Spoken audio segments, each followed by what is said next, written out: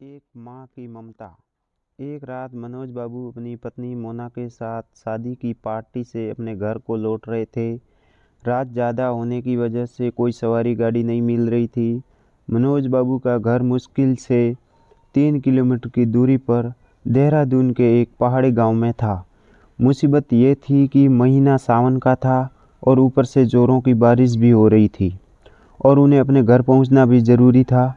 अतः उन दोनों पति पत्नी ने पैदल ही घर जाने का निश्चय किया।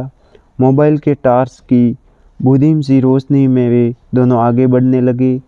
वे अभी आधी दूरी ही गए थे कि जोर से बिजली चमकी और बिजली की रोशनी में एक औरत का साया दिखा जो कि ठीक उनके सामने खड़ी थी। इस सुनसान सी सड़क पर रात के अंधेरे में अकेली औरत को देखकर उन्हें डर लगा और मन में तरह तरह के विचार आने लगे कि कहीं ये कोई खैर जो भी होगा देखा जाएगा। ऐसा सोचते हुए उन दोनों ने अपने कदम आगे बढ़ा दिए, लेकिन बिजली अब बार बार लगातार चमकने लगी थी और उस बिजली की चमक में वो औरत दूर से ही साफ साफ दिखाई दे रही थी। वो औरत उन्हें रुकने का इशारा कर रही थी। उसे देखकर मनोज बाबू की पत्नी की तो हालत ख़राब हो रही थी, लेकिन मनोज बाबू को अब लगने लगा कि ये औरत शायद कोई मुसीबत में है। मनोज बाबू जब रुके तो वो औरत उनसे हाथ जोड़ते हुए बोली, भाई साहब प्लीज़ मेरी मदद कीजिए। तेज़ बारिश और पहाड़ी ढलान होने की वजह से मेरी गाड़ी का एक्सीडेंट हो गया है। मेरी गाड़ी इस पहाड़ी ढलान से नीचे गिर गई है।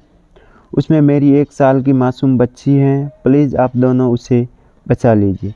इतना कहते ही वो औरत आगे आगे चलने लगी और न चाहते हुए भी मनोज बाबू अपनी पत्नी के साथ उस अजनबी औरत के पीछे पीछे चलने लगे।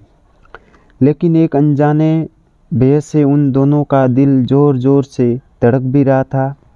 जैसे ही वे दोनों पहाड़ी से नीचे उस गाड़ी के पास गए तो उन्होंने देखा कि गाड़ी में एक प्यारी सी मासूम बच्ची रो रही थी। मनोज बाबू ने बच्ची को गाड़ी से निकाला तो पाया कि बच्ची बिल्कुल ठीक है। मनोज बाबू ने उस बच्ची को अपनी पत्नी की गोद में दे दिया।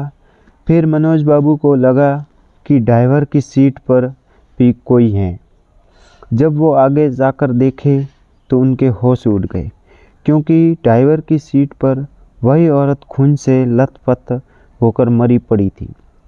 मनोज बाबू को अब सब कुछ समझ में आ गया था। वे दोनों पति पत्नी बच्ची को अपनी गोद में लेकर अपने घर की तरफ आगे बढ़ गए। रास्ते में उनकी पत्नी ने उनसे पूछा वो औरत कौन थी, फिर वो औरत दिखाई क्यों नहीं दी, कहीं वो कोई। मनोज बाबू बोले, वो एक माँ थी, मरकर भी अपने बच्चे के लिए तड़पती हैं। जो वही एक माँ थी वो। मनोज बाबू की ये कहानी सुनकर मेरी आंखों में आंसू निकल गए। दोस्तों, अगर कोई मुसीबत में हो तो उसकी ज़रूर सहायता करें। क्या पता हमारी एक छोटी सी कोशिश किसी की ज़िंदगी में बाहर ला दे। यह छोटी कहानी हर एक माँ की ममता को समर्पित है।